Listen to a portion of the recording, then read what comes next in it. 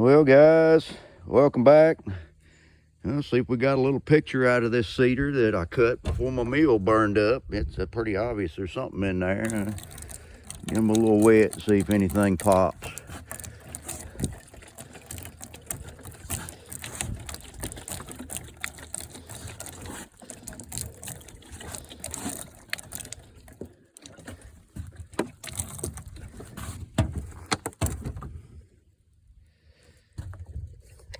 That's pretty wild looking face there. That's not too bad. What we got if we move on up? Big angry face on that one. What do you guys think? What do you see?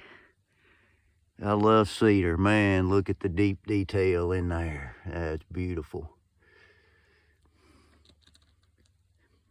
Love redwood.